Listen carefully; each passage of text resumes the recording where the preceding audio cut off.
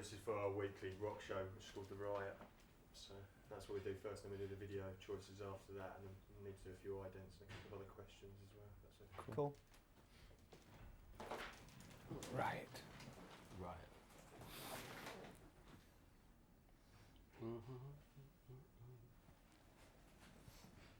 So why is the show called Riot? Riot. Uh-huh. Because we like to. Because it's loud, it's noisy. Corporate rioting, huh?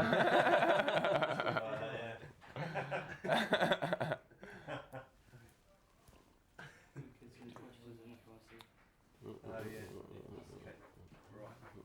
Right. Australian. Right. Right. Yeah, to that camera? Yep. Okay. Oh yeah, can we just move that coffee out? Shot there. Is that good? That's cool, yeah.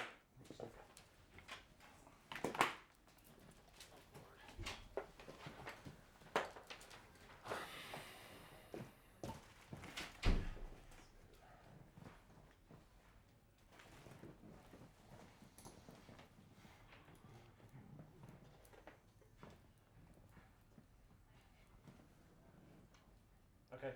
Cool. Ready? Yep. Okay. To those of us in the UK, it seems like System of a Down have been away for ages and ages. They haven't played here for quite a while, and the debut album came out now 3 years ago, but they're back with album number 2, and Serj and Daron are here on the right to talk about it. You alright? Yep. How you doing? So, 3 years since the debut album, that's quite a long time for a band to leave between their first album and their second release. When did you actually start working on this new album? When we finished the last one. So it's taken 3 years, has it? It has. It Yeah? really has, yeah. I mean, writing is something we always do. It's not really necessarily just writing for an album. It's something we do all the time. I think 3 years isn't a long time to release a record. I think bands, you know, that take longer to do their thing, I usually like their records better, so I don't know. So I heard that for this album, over that period of time that you've been doing writing, you sort of narrowed it down to 33 tracks and then sort of argued between band members about 14 tracks that were actually eventually going to be featured on the album. But not what was good or bad, what had the most cohesive direction. What kind of direction did you decide this album should have? We didn't argue too much. No, not at all. It was hard picking it though, because there were a lot of songs and, you know, as far as direction, it's more of like whatever fits together, more importantly than which specific songs ended up being on this one. I'd say there's a more melodic direction to the record. So the tracks that don't appear on this album, will they appear as B-sides, or will they be put back for the next System of a Down album, do you think? Possibly. Some will be worked in movie soundtracks maybe, some will, you know, each one of them will have a place. So a deliberate more softer approach to this album. Not softer, just melodic. Just melodic, yeah. Because I've got this theory, right? Let me see what you think about this. That the new metal is going to be prog rock. Because I don't know if you've noticed this, but there's all these bands that are coming out now with lots of complicated guitar bits, and they're going more melodic and stuff like that. And it would seem not deliberately, but just by chance that System's going more in that direction. Pink Floyd is a name that I've read that's cropped up as an influence for this album. I think it's because me and him do more vocal harmonies in certain parts. I mean, if you know System of a Down music, you know it goes from one place to another within a second. So it's like we'll go through a really heavy thrash part, and then me and him will do like this really pretty, beautiful vocal melody type of thing. Then that was something that you couldn't find on the last record. So when you're writing stuff like that, I mean, is it just like lots of different ideas that come together, whereby you have something that's really heavy, and then suddenly you'll go, 3 months ago when you came up with that kind of harmony line, do you remember doing that? Can we put that bit in here? Is that how you kind of work out the songs? Because they are, you know, fast bits, slow bits, radical time changes as well in the stuff that you do. They pretty much put themselves together as, it sometimes takes about 8 to 9 months, sometimes a year to put a System of a Down song together, and it's because it's easy to put things into a song and you just keep putting things into a song. The hardest part is to take the stuff out. Because you generally do like all your ideas, but you have to figure out which one of your ideas works best for that song. Right. And you don't want to overdo it and make... When you put too much, the song sort of loses itself after a while and loses the song aspect of it all, which is, you know, a verse-chorus type of thing. We like to stay on that verse-chorus type of tradition, except, you know, sometimes the verse will be a waltz and the chorus will be hardcore. Yeah, you know, yeah. So So I guess people don't come in with like completed songs very often with System of a Down. You come in with different ideas that. No, it's No, complete Daron songs. usually I comes up usually with full complete songs. it Shovel just and takes I a while. write songs also, and but yeah, putting them together and making them sound with four of us exactly how we want to do it and how we're comfortable with takes a while. Rick Rubin has produced this album again.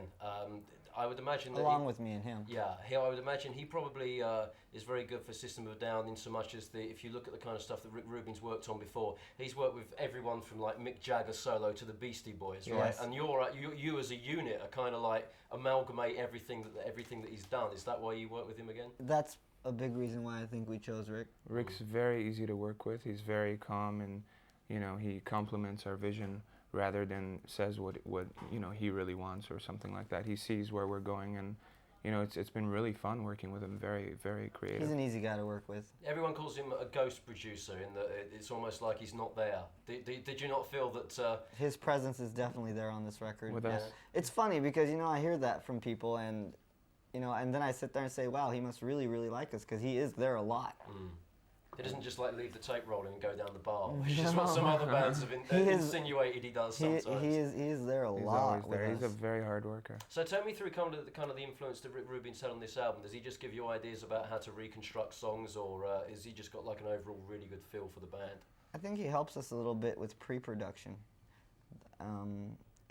He always tries to bring out the strongest points of the song, like make them shine, or even every part of the song. He has a way of finding a way to make each part, an individual part, shine in its own right, and that's, I think, where he helps us the most.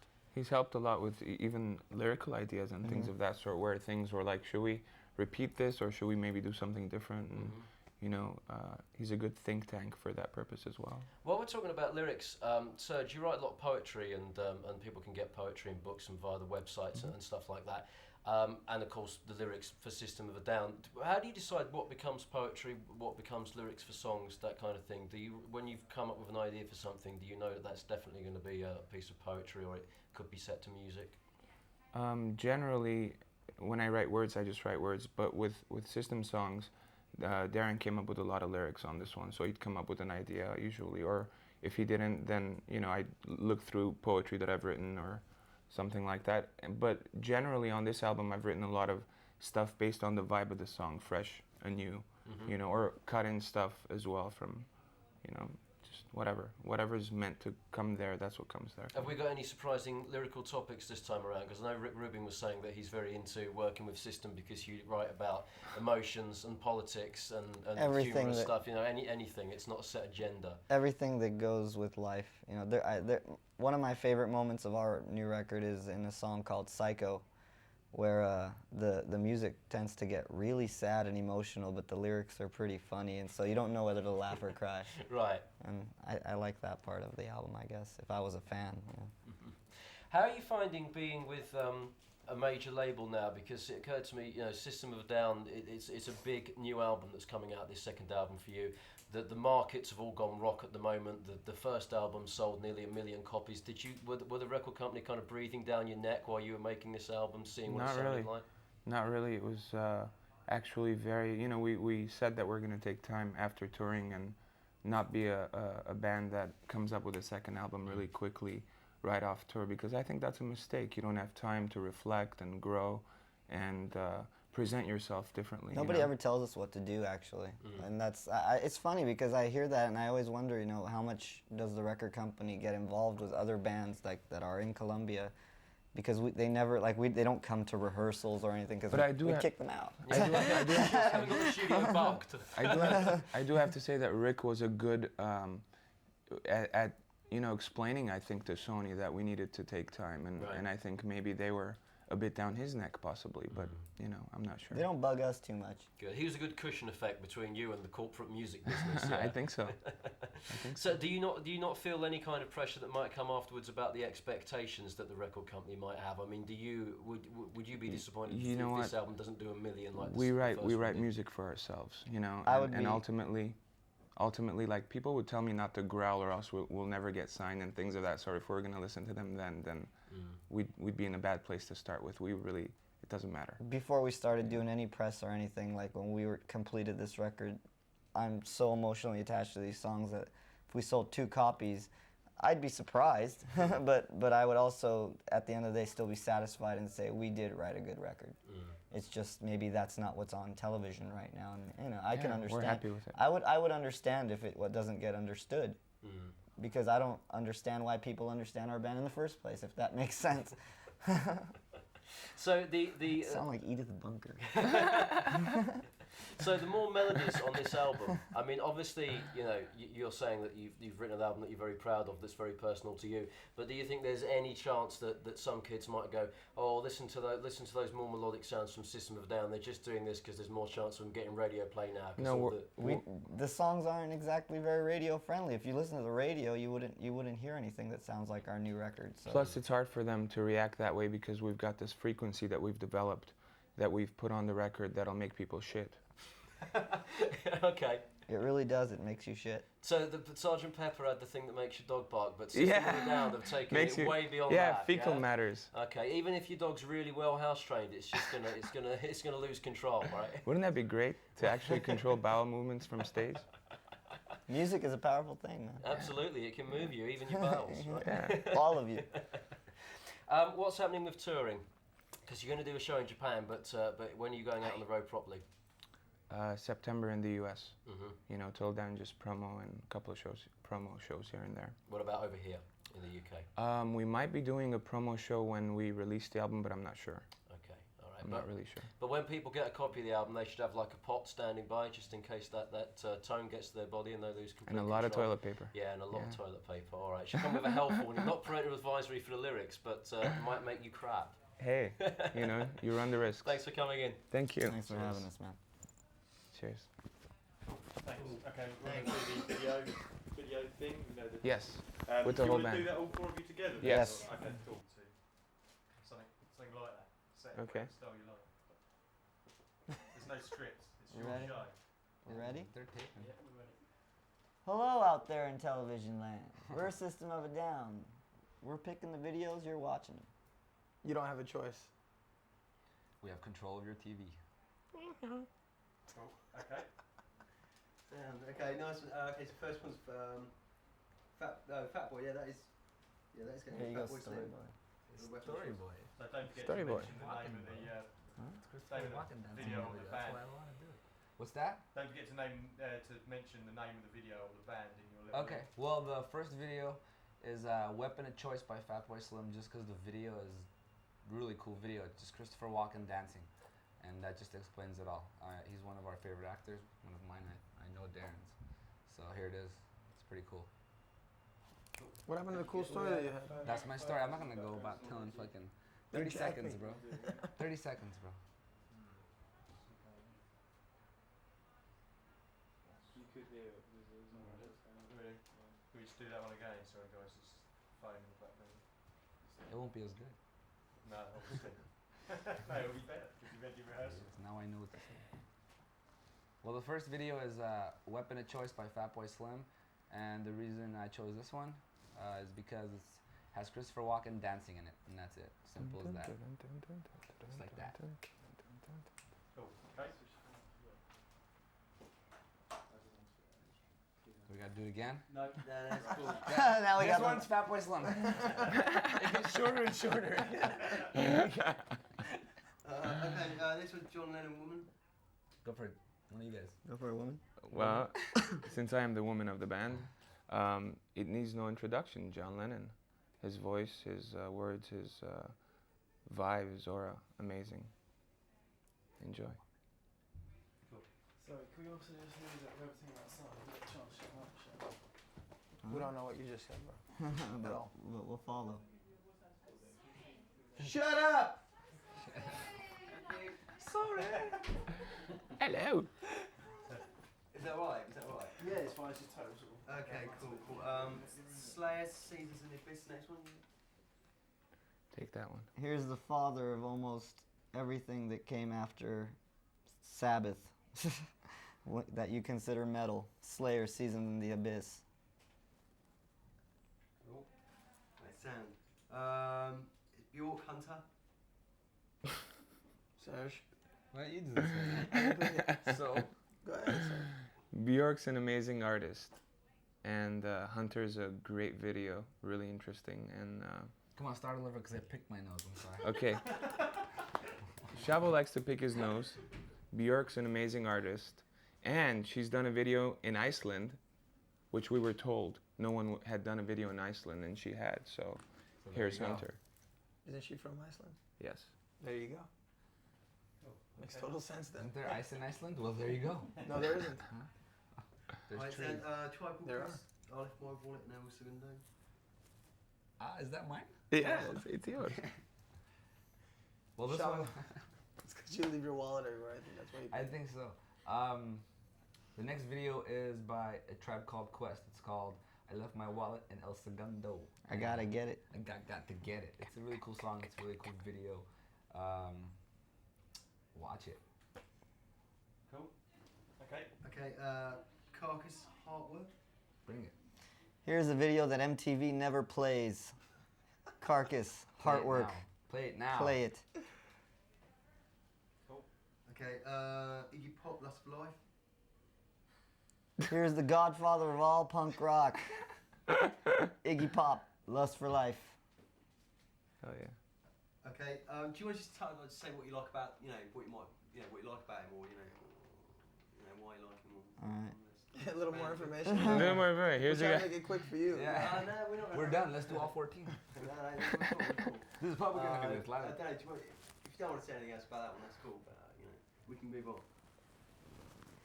Do you want to say that about Iggy Pop? What kind of, how do we start? Okay, no, we'll go on to the next one. Joy Division, Transmission.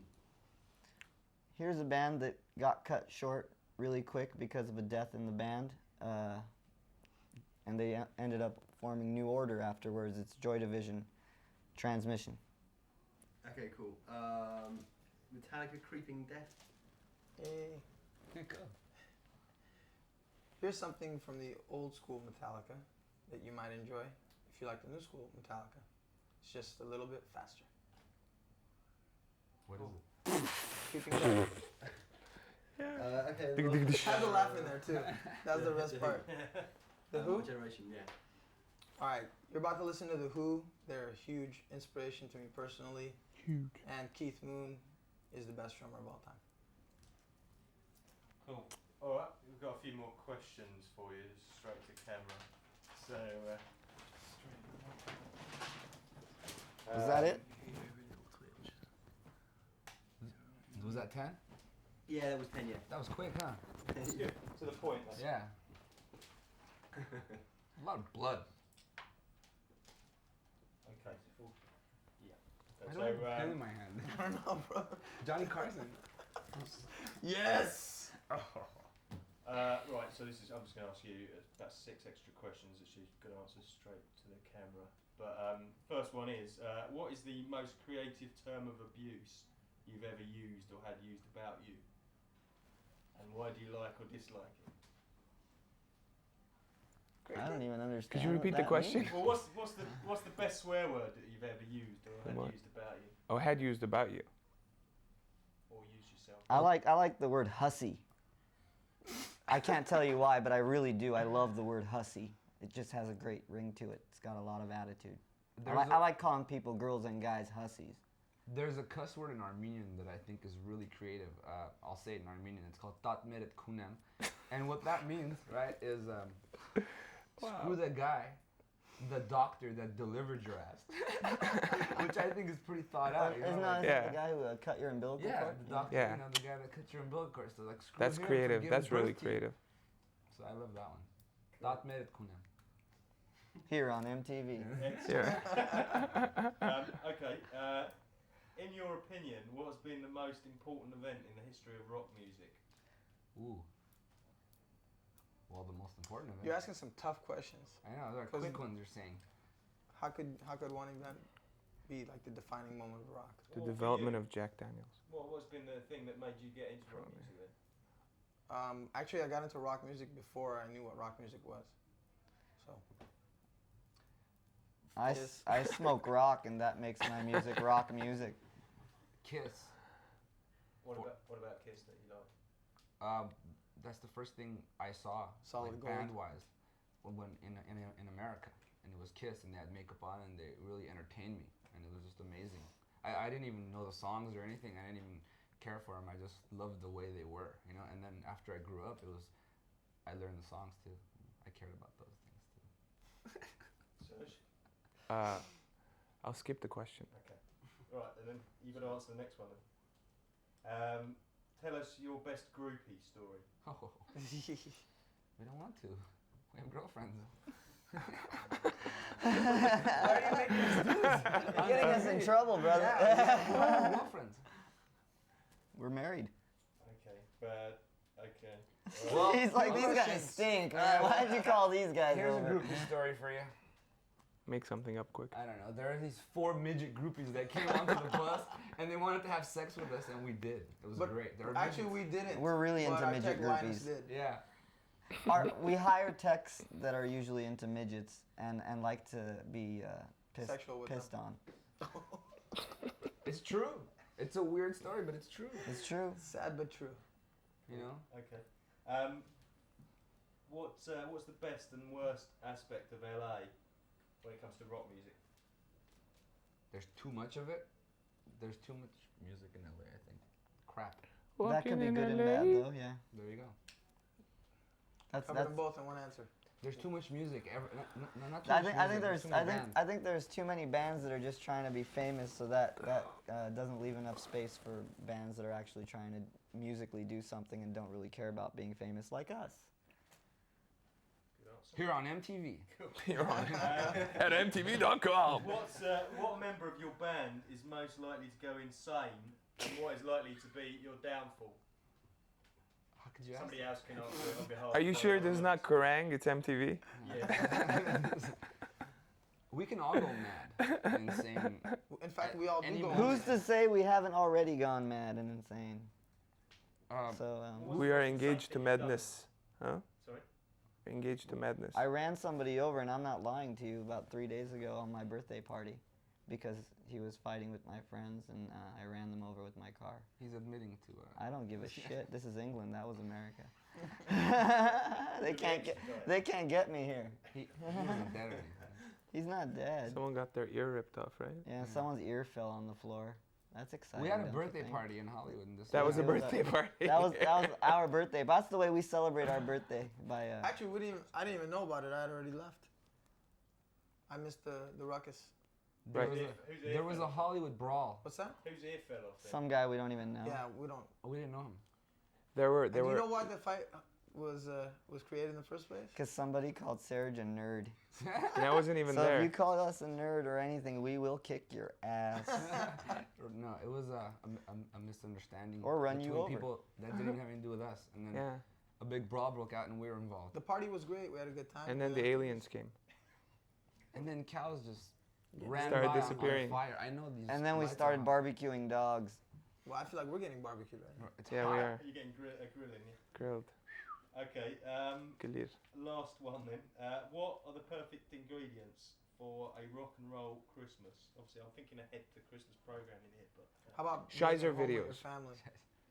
Yeah, a rock and roll band that could be home A rock and roll with their Shizer loved ones. Christmas. for Christmas would be a good rock and roll Christmas. Shizer Christmas. what are you planning Don't with you the think Christmas that's great? party, or does Christmas suck? We spend our Christmases with our parents and I think the Family perfect thing would be to get Slayer to sing Christian Christmas songs. That would be cool. In their own style. That would be something. Yeah. Well, if somebody said, like, you probably get a lawsuit against them, about, getting them into Christianity. Who, Slayer? Yeah, that'd be interesting. Wouldn't it? I think they're used to getting sued. I think that's the contradiction, though. Cool. Okay, that's it for the grilling. Idents. If you could do a couple of idents for us, that'd be cool. Sure. One of them says, one of them's like a trailer for your hour. So just say we're System of a Down. Catch our hour on MTV2 later on. Hey, we're System of a Down. Catch our hour on MTV later on. Cool, that's fine. Okay, next one is we're System of a Down. You're watching MTV2, alternative music television or something like that. We're System of a Down, and you're watching. Alternative TV, You're like, television, music on your screen on MTV 2. That's great. Cool. All right. Thanks All right. Alex. That's No, those are getting used. They're like throwing those away. All right, we'll just use the regular ones.